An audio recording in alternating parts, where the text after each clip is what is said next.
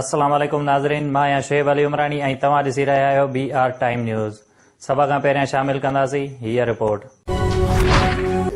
Peoples पार्टीअ जे chairman Bilawal Bhutto ज़रदारीअ पारां सिंध जे बेटनि ते वफ़ाक़ जे ख़िलाफ़ पार्लियामेंट जे ॿिन्ही ऐवाननि ऐं सिंध असेंबलीअ में रिथूं आणण जो ऐलान। बिलावल पंहिंजे बयान में पाकिस्तान आयरलैंड अथॉरिटीअ जे क़याम लाइ सदारती ऑर्डिनेंस जारी करण जी मज़म्मत करे छॾी। बिलावल चयो आहे त उहो पुछणु चाहियां थो त सिंध जे बेटनि ते वफ़ाक़ जो कब्ज़ो मोदीअ जे वालारियल कश्मीर ते कब्ज़े खां कीअं मुख़्तलिफ़ आहे। ऑर्डिनेंस ख़िलाफ़ क़ौमी असेंबली, सेनेट ऐं सिंध असेंबलीअ में रिथूं पेश कंदासीं। APC ऐं PDM खां पोइ आसिफ ज़रदारीअ जूं पेशियूं वधी वयूं आहिनि।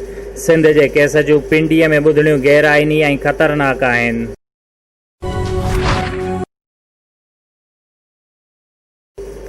वफ़ाक़ी वज़ीर अली ज़ैदीअ चयो आहे त बुंडार ऐं डिंगी समेत समूरा बेट पोर्ट कासिम अथॉरिटीअ जी मिल्कियत आहिनि। बिलावल भुट्टो ज़रदारी ॼाणी वाणी बेटनि वारे मामले खे तकरारी बणाए रहियो आहे। बुंडार बेट ईंदड़ वक़्त में पाकिस्तान लाइ गेम चेंजर साबित थींदो। गवर्नर इमरान इस्माइल चयो आहे त पीपल्स पार्टीअ जे सूबाई सरकार जी मुशावरत सां कराचीअ जे बेटनि ते तरक़ियाती कम शुरू कया पिया वञनि। कराचीअ में सिंध जे अॻूणे वॾे वज़ीर क़ाइम अली शाह सां संदसि पुट जे लाॾाणे ते तज़ियत बैदि मीडिया सां ॻाल्हाईंदे गवर्नर चयो त नवाज़ शरीफ़ लंदन में वेही जेको कुझु करे पियो उहो दुश्मन जे चुर्च ते करे रहियो आहे।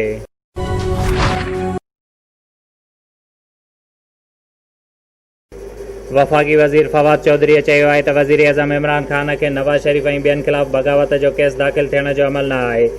अहिड़ी FIR दाख़िल थियण ते वज़ीर अज़म नापसंदगी ज़ाहिर कई। पंहिंजे ट्वीट में फवाद चौधरीअ चयो त बग़ावत जा केस ठाहिण असांजी पॉलिसी न पर नवाज़ शरीफ़ जे दौर जूं ॻाल्हियूं आहिनि। PTI हिकु सियासी जमायत आहे। सियासत जी शतरंज में असांजी चाल बाक़ी आहे।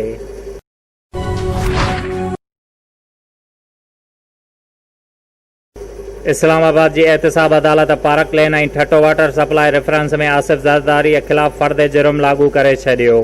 अदालत पार्क लेन रेफरेंस में आसिफ समेत पार्क लेन में 19 ऐं ठटो वाटर सप्लाई रेफरेंस में 15 जवाबदारनि ते फ़र्द जुर्म लागू कयो।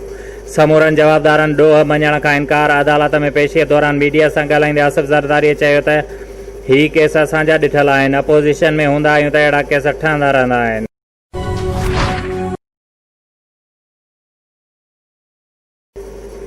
सिंध जे सामूंडी बेटनि ते वफ़ाक़ जे कब्ज़े ख़िलाफ़ मुख़्तलिफ़ शहरनि में एहतिजाजी मुज़ाहिरा जंहिं में नारेबाज़ी पिणु कई वई।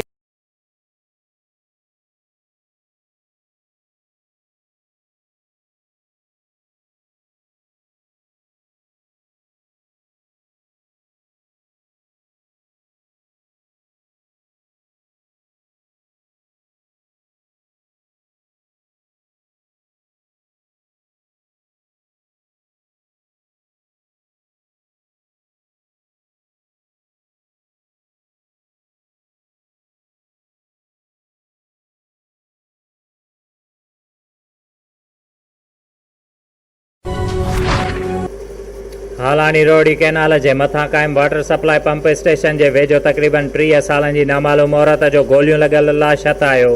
लाश पुलिस पंहिंजी तहवील में वठी पोस्टमार्टम लाइ रूरल हेल्थ सेंटर मुंतक़िल कयो।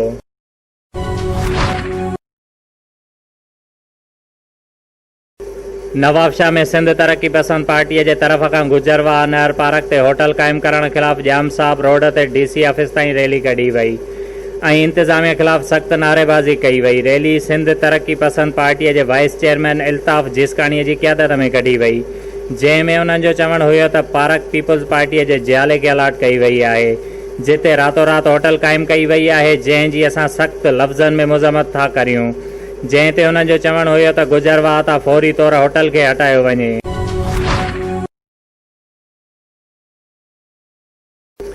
नौशर फिरोज़ मोरो जी अदालत क़त्ल जो ॾोह साबित थियण ते जवाबदार नियाज़ कोराई 2019 में पंहिंजी धीउ सफ़िया खे क़त्ल कयो हुयो। जवाबदार खे 25 साल क़ैद जी सज़ा ॿुधाई वई ऐं गैरक़ानूनी हथियार रखण जे ॾोह में 7 साल सज़ा पिणु ॿुधाई वई।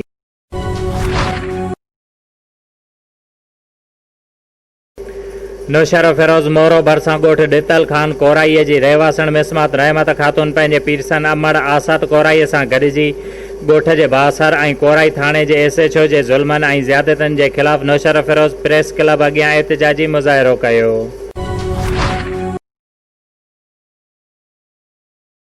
डिस्ट्रिक्ट जैकबाबाद पुलिस सदर थाने जी पुलिस जवाबदार मोहम्मद शरीफ बंगाली के 3 किलोग्राम चरस समेत गिरफ्तार करे वरतो।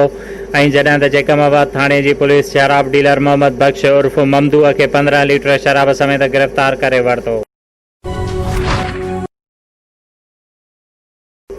District Naushahro Feroze police Kandiaro jail के कैदी जो कोरोना टेस्ट पॉजिटिव अची वो। कैदी इकबाल मुगल का 3 अक्टूबर ते मेरापुर में सैंपल वरतो वो हो, जैं कोरोना पॉजिटिव अची वो।